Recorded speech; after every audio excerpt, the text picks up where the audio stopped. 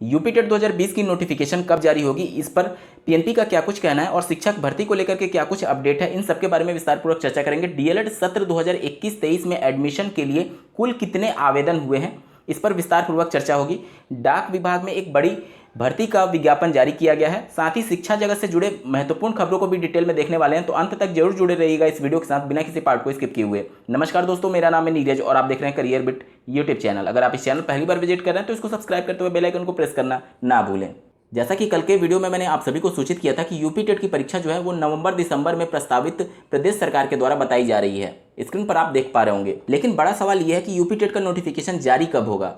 देखिए, जैसा कि आपको ज्ञात होगा, अंक 30 अगस्त 2021 तक डीएलएड 2021 में एडमिशन के लिए आवेदन लिए जाने पीएनपी के द्वारा प्रस्तावित किए गए थे।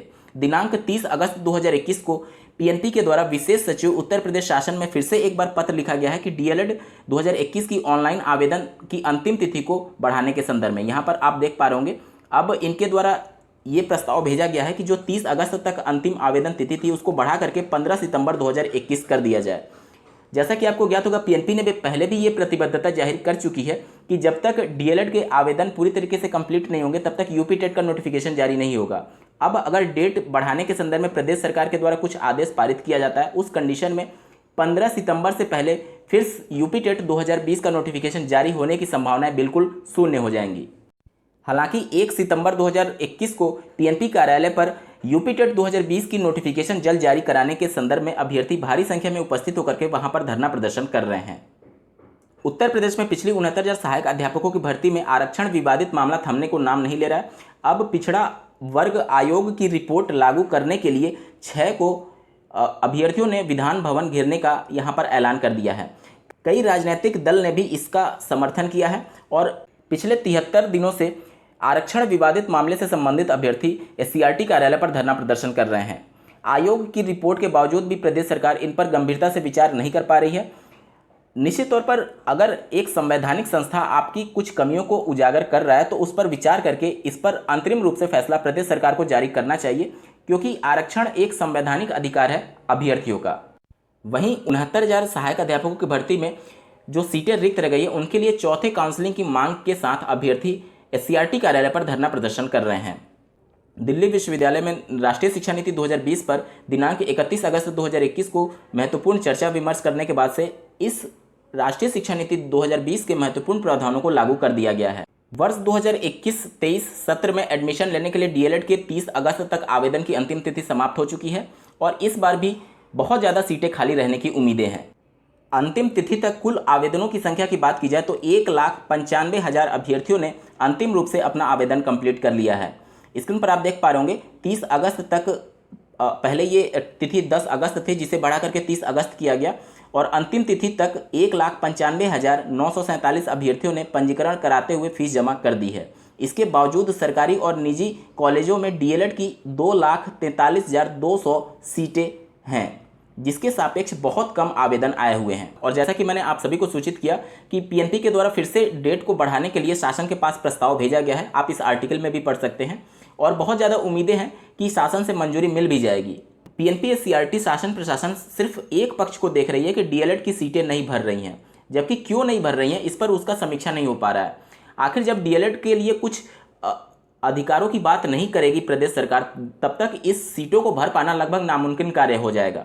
ग्राम डाक सेवक के लिए ऑफिशियल नोटिफिकेशन उत्तर प्रदेश में जारी कर दिया गया है। स्क्रीन पर आप देख पा रहे होंगे जॉब प्रोफाइल, पहला है ब्रांच पोस्ट मास्टर का और दूसरा जो जॉब प्रोफाइल है वह असिस्टेंट ब्रांच पोस्ट मास्टर का है और इसके अलावा तीसरा जो जॉब प्रोफाइल है वो डाक सेवक का है।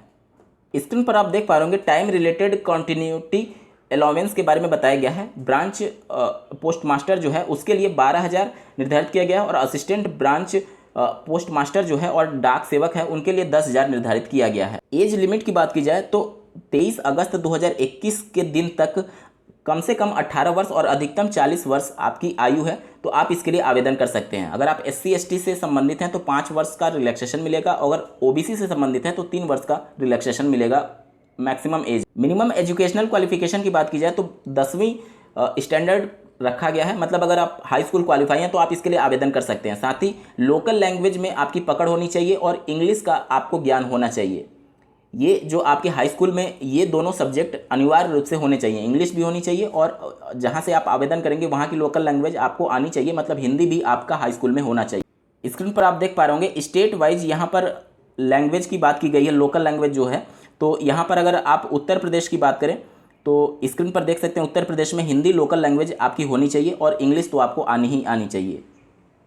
साथ ही आपको कंप्यूटर का नॉलेज भी होना चाहिए। आप तीसरे नंबर पॉइंट में देख पा रहे होंगे बेसिक कंप्यूटर ट्रेनिंग।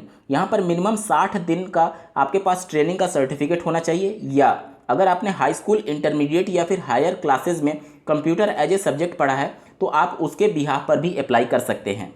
साथ ही साथ नॉलेज ऑफ साइकिल भी मांगा गया है, मतलब आपको साइकिल चलाना आना चाहिए। और अगर आप मोटरसाइकिल या फिर स्कूटर चलाते हैं तो ये मान लिया जाएगा कि आपको साइकिल चलाना भी आता है। सिलेक्शन प्रोसेस की बात की जाए तो मेरिट बेस पर ये सिलेक्शन होगा। पहला पॉइंट आप देख पा रहे होंगे, selection will be made as per the automatic generated merit list as per the rule based on the candidate online submitted application. अगर आप हायर एजुकेशन से संबंधित हैं, मतलब हाई स्कूल के अलावा इंटरमीडिएट, ग्रेजुएशन भी किए हुए हैं, तो आपको अलग से वेटेज नहीं दिया जाएगा। जो मेरिट बनेगी वह सिर्फ हाई स्कूल के अंकों के आधार पर ही बनाई जाएगी। फॉर्म अप्लाई करने के लिए आप indiapost.gov.in वेबसाइट पर जाकर के दिनांक 23 अगस्त 2021 से 22 सितंबर 2021 तक के बीच में अप्लाई कर सकते हैं। फीस की बात की जाए तो 100 रुपये निर्धारित किया गया है। तो ये थी पूरी इन्फॉर्मेशन ग्राम डाक सेवक पोस्ट के लिए। आज के वीडियो में बस इतना ही। ऐसे ही महत्वपूर्ण अपडेट्स के लिए इस चैनल को सब्सक्राइब करना ना भूलें। इस वीडियो को देखने के लिए आपका बहुत बहुत धन्यवाद। भगवान करे आपका दिन शुभ हो।